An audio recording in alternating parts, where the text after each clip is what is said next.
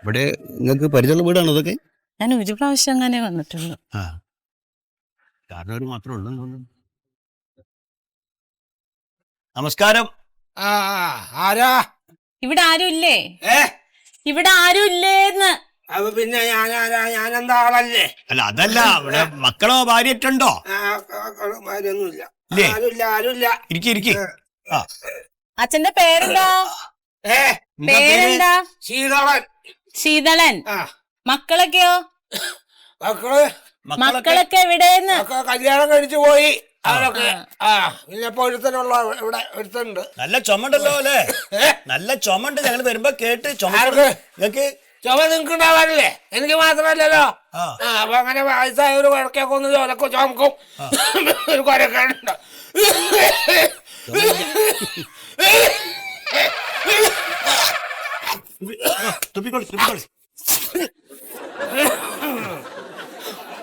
അച്ഛാ കൊഴപ്പൊന്നുമില്ലല്ലോ?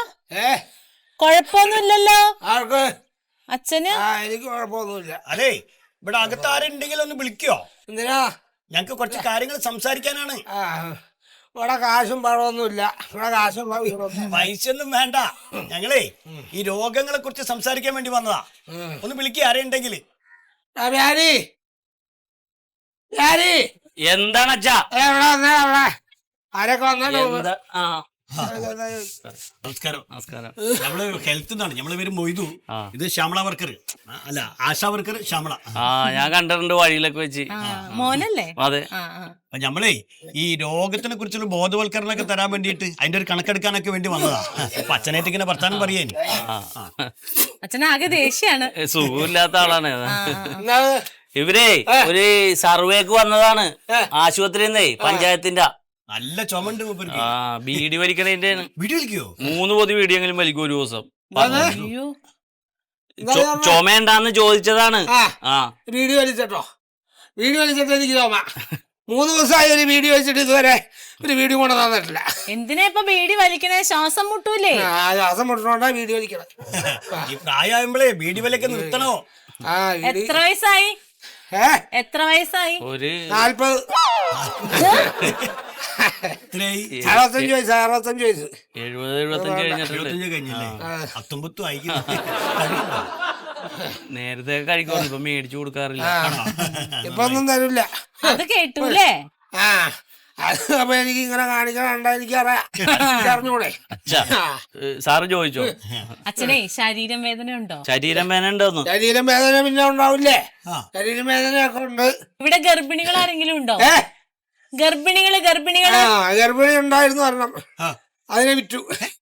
ഇപ്പൊ ഗർഭിണിയൊന്നുമില്ല. അതിന് വെള്ളം കൊടുക്കാനോ ഭക്ഷണം കൊടുക്കാനോ ഒന്നും ആളില്ല. ഇവനൊന്നും അതിന് നേരമില്ലല്ലോ. ഒരു പശുവിന്റെ കാര്യം പറഞ്ഞാണ് അച്ഛൻ. ഒരു പശു ഉണ്ടായി, അതിന് വിറ്റ്.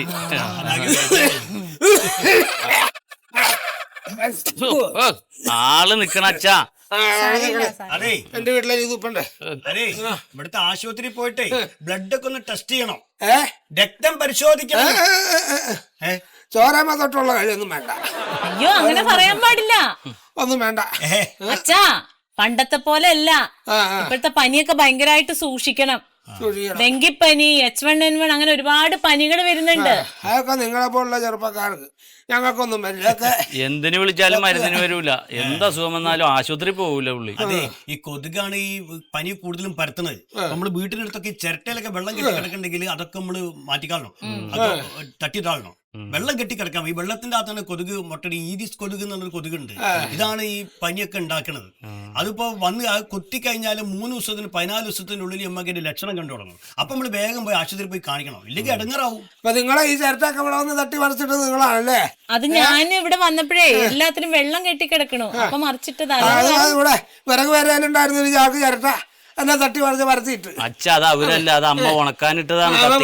മരച്ചിട്ടല്ലോ. അല്ല, മഴ ഉണ്ടല്ലോ. കാര്യമൊക്കെ ഉണ്ടാ അച്ഛാ.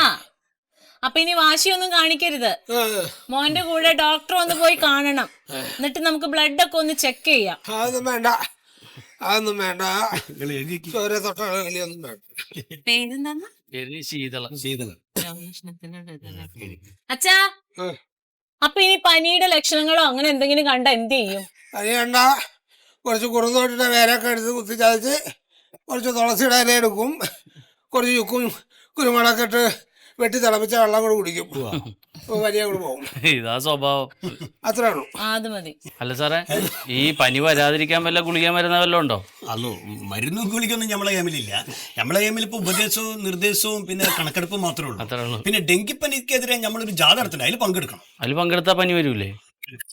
പനി വരാനല്ല, ഒരു ബോധവൽക്കരണത്തിന് വേണ്ടിട്ടേ ഒന്ന് പങ്കെടുത്തോണ്ടി. ജാഥക്ക് പോണോന്ന് അച്ഛൻ, അല്ല പനി വരുമെന്ന്. ഇന്നും പോകാൻ വേണ്ട ആളില്ല. അപ്പൊ എന്നാ ഞങ്ങള് പോട്ടെ. ശരി. നിന്റെ വീട് എവിടെയാ? നിന്റെ വീട് എവിടെ? എന്റെ വീട് ഇവിടെ ഒരു പാടമില്ലേ, ആ പാടത്തിന്റെ അക്കരെ. അക്കരയിലെവിടെ?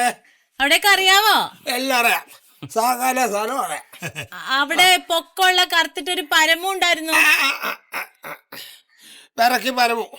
പിറക്കി പരമുണ്ട് ആരാ? അച്ഛാ അങ്ങനെ പറയല്ലേ. അങ്ങനെ പറയാതെ അങ്ങനെ പിറക്കി പരമൂല പിന്നെ എന്താ വിളിക്കണത്? നമ്മുടെ പിറക്കി പരമൂന്ന് വിളിക്കണത്. അവര് കശുവണ്ടി പറക്കലായിരുന്നു ജോലി, തോട്ടത്തിലേ കശുവണ്ടി പറക്കലായിരുന്നു അവനെ. ഞാനും ഒക്കെ കുറെ നാള് പോയിട്ടുള്ളത്. അവനെ പിറക്കി പരം, അവൻ കുറെ നാള് നിന്നു. പരമുന്റെ മോളാണ്. പരമുന്റെ ഇളയ മോളാ. ഇളയ മോളെ. അപ്പൊ നീയാണോ ഒളിച്ചോടി പോയത്? ഒളിച്ചോടി പോയതാരാ? എന്റെ ചേച്ചിയാ. ചേച്ചി? നിന്നെ കെട്ടിച്ചോടുത്ത എവിടേക്കാ? എന്നെ പള്ളിക്കരക്ക്. പള്ളിക്കര. പള്ളിക്കര നല്ല സ്ഥലം. നിങ്ങള് പോയിക്കോന്നാ അച്ഛവാ. നിങ്ങളുടെ വീട് എവിടെയാ? ഞാൻ ഇവിടെ അല്ല, ഞാൻ സിറ്റിയിലാ. സിറ്റിയിലാണ്. നമ്മുടെ സിറ്റിയിലാ. സിറ്റി ഇപ്പൊ സിറ്റിയായി.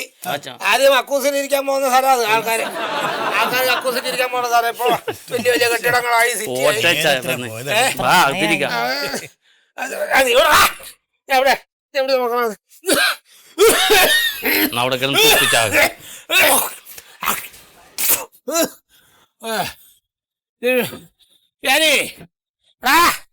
അത് വെള്ളം എടുത്തേ. വന്ന് കുടിക്ക് വേണമെങ്കിൽ. കുറച്ച് വെള്ളം എടുത്തേരാ. എടുത്തു കുടിക്കുന്ന കൂലിത്താങ്ങട്ടാ. ഒരു കാര്യത്തിനും വേണ്ട.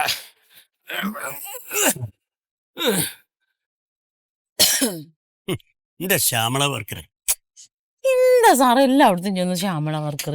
അല്ലോ, ആശാ വർക്കറെ. നമ്മൾ ഈ നാനാ വീടുകളിലും പോയിട്ട് ഈ H1N1 ഡെങ്കിപ്പനി എന്നൊക്കെ പറഞ്ഞ് നമ്മളെ അണ്ണാക്കല് വെള്ളം പറ്റില്ല ചെയ്യണപ്പോ.